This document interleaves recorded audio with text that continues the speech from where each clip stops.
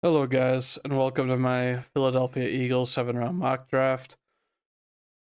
Like I said, I'm doing two of these a day, and we're working from the very back of the first round, up, this way, type of thing. Whereas we just did the Dolphins as well today, and we'll be going down, obviously, with these. But let's look at the Philadelphia Eagles roster.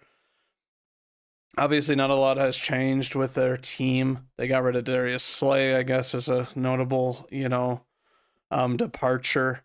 But then we've got, AJ Brown, Jahan Dotson, Devonta Smith, you know, same O line besides right guard. Obviously, Mekhi Becton, he left in free agency. I'm pretty sure he signed with the Chargers, and then you have Cam Jurgens,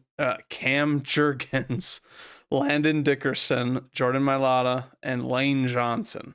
I still expect them to be the dominant O line that they, were. I think that Tyler Steen is, a fine replacement. I don't think that they're really going to draft O line. This is one of those teams that, I think that, in their scheme and what they run, I think they'll be fine. Obviously, their offensive coordinator did leave to go and be the Saints head coach, so we'll see if that really changes anything. Their offense, for the most part, besides the Super Bowl, it just was run, run, run, and a subpar passing game until the Super Bowl, very off and on. Um, I do think that, there's the potential that Goddard leaves. I don't think it's a good move if he does. I think he's very, very skilled, type of thing. Um, but, you know, enough talking about, I guess, their offense. And I guess that they added AJ Dillon. They added AJ Dillon, who was an unrestricted free agent to be behind Saquon Barkley as a, more typical bigger power run guy. Even though Saquon's got enough power, but looking at the defense, obviously they did have, the departure of oh, they don't even list him here. Goodness. They don't the guy who signed with the I forget his name. The guy who signed with the Patriots. I can't remember his name. So it's like they have, Moro Ojomo, Jordan Davis, who's obviously really good, Jalen Carter, Nolan Smith, who's a beast. Um, they signed Josh Uche, which I thought was interesting. I was like, oh, obviously they want more, obviously they want more, depth pass rush. They obviously Bryce Huff, is listed as the backup and that sort of thing. But then looking at the right outside, I think it's kind of funny that like Jalix Hunt, who's their own guy, obviously, that they drafted last year, they have him here, because obviously Sweat left. And then obviously, like I said, Sweat and Slay left. And then, you have Aziz Ojulari, who you signed, who was a free agent from a rival. And I just think it's crazy that he, you know, I guess went to a team like this, that I think that, he could have been a starter elsewhere. But kind of interesting. I don't really see them going pass rush. They do have, a couple of middle linebackers. Zach Bond, obviously breakout year last year. And then it's like Nakobe Dean was playing hard as nails, last year. So it's like I do think that there's a chance they draft a linebacker, but it's like overall this is kind of a team that doesn't really have that many holes. And it to me, it's gonna be like draft the best player available a lot, with this. You look at, strong safety is probably one of the only ones that I'm kind of oh, they should, do something there because Sidney Brown, while all right, isn't like, flashy. Reed Blankenship obviously is fine, but you kind of look at this, safety room and how like Lewis Seen was a highly touted draft prospect who's floated around a couple teams after being released by Minnesota. But it's like, I think they could easily draft, a safety or two. Maybe they also do draft Maybe they don't. They have a good DB room, even with Slay leaving. I think that Ringo's good, Quinyon Mitchell obviously good, Cooper DeJean good. You know, this is just a team that we knew with the talent that they had, they were very, very dominant. And it's like, I think we could see a lot more offense going in terms of like maybe they like weapons or maybe they want to load up on weapons or something like that. Because it's like, you know, Devonta Smith and AJ Brown are definitely like all you need, but they have had injuries from time to time, you know, and it's like you don't want to have just AJ Brown out there on an island with your tight ends and Saquon. So I think that they could draft a good number of, you know, wide receivers this draft, contrary to popular belief of that their wide receiver core is so good, just because I think, you know, the injuries and you always want depth. You know, they could draft a D. I think they'll draft a D lineman at some point, but I'm going to stop theorizing and I'm just going to go in there, see how many picks they have. They do have 8 picks, which is, you know, really, really good. And we're going to see how this goes.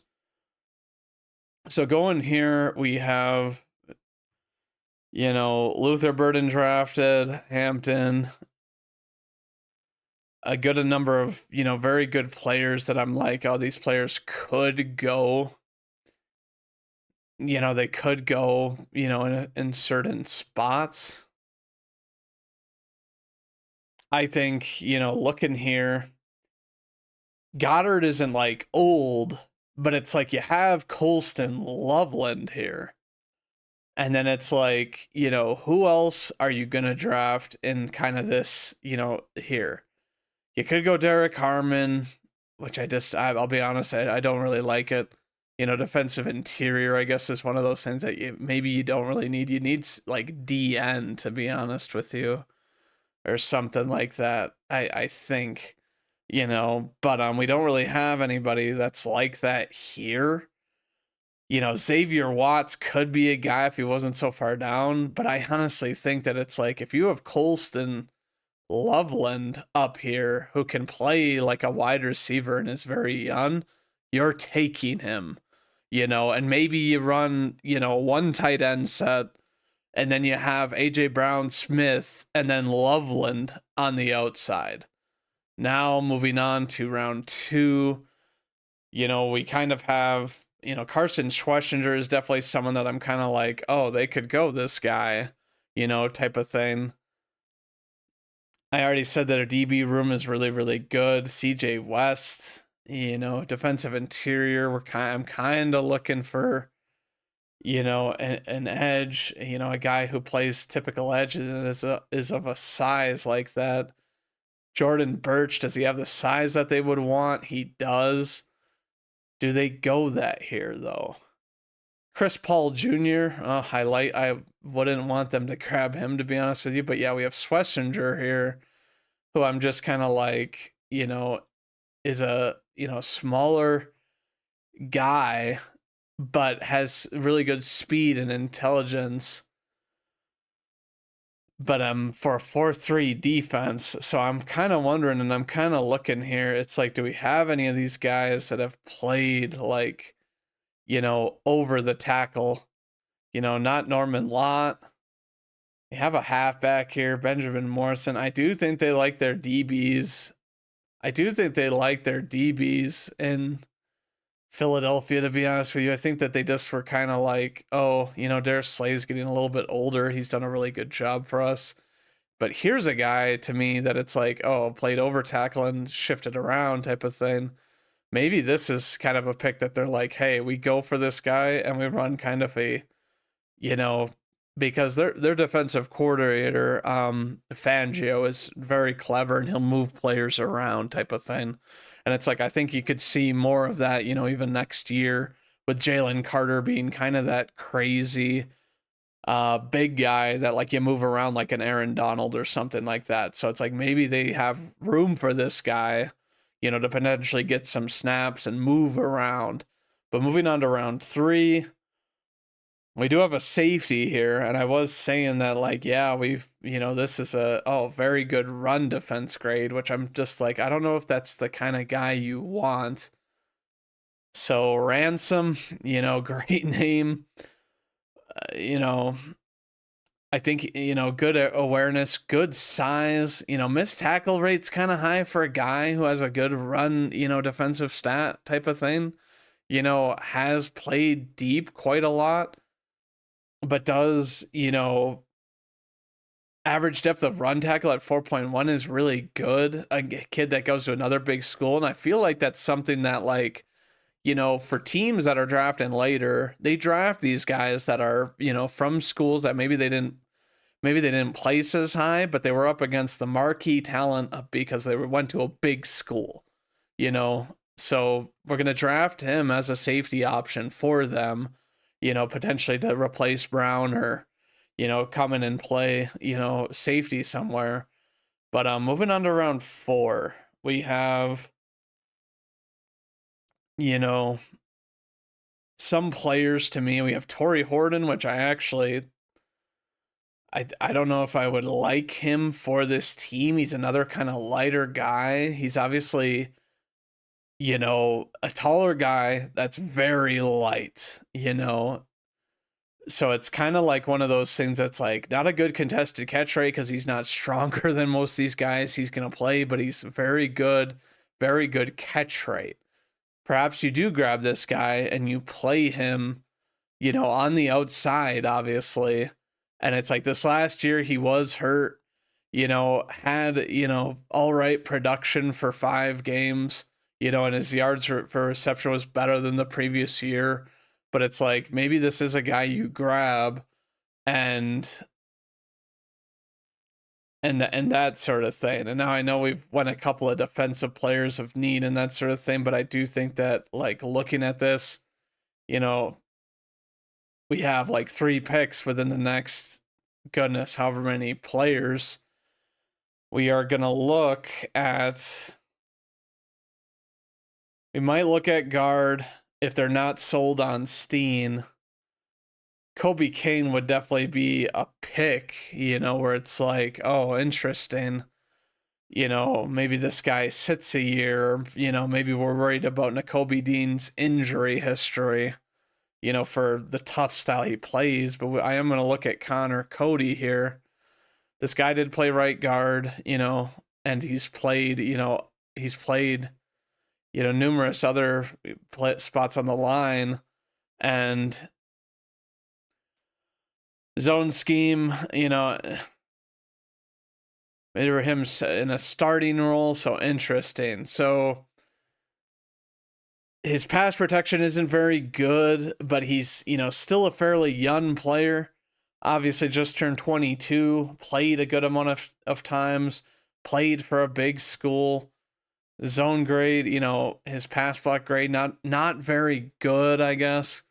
But he would be playing right guard, assuming, type of thing. But he does fit that kind of like taller, size, that it's like we're gonna go ahead and we're gonna grab Colby, because I mean, in looking at this, it's like, we still have our pick of the lot at this spot, and it's like I am actually gonna pull the. We're gonna look at a couple of other guys here. Maybe we do look at another wide receiver. Yards per route run is very high for Nick Nash. Receiving grade high. Grade versus man coverage is very good. And it's like, and a drop rate that's not, very crazy. And good production last year. Obviously not having played a ton his first year, second year. But then his third year, pass snaps the most, you know, in the slot, I guess, which is kind of interesting for a guy who's taller like this. But I think that, Nick Nash, let's go and we'll pick him up because he looks like he could fit the mold, and we do happen to have another pick right here that I'm kind of like, who are we going for? Perhaps we do go for like a halfback, just to have a little bit more insurance there. Does Manangai look like he's a guy that we could grab potentially? And I just love this, bottom line of him. He's a scrappy dude, And, perhaps, with a good O line and that sort of thing, he won't need crazy speed. Maybe he just gets to top speed very quickly, and then it's like he has to have one man to beat. We're gonna grab him.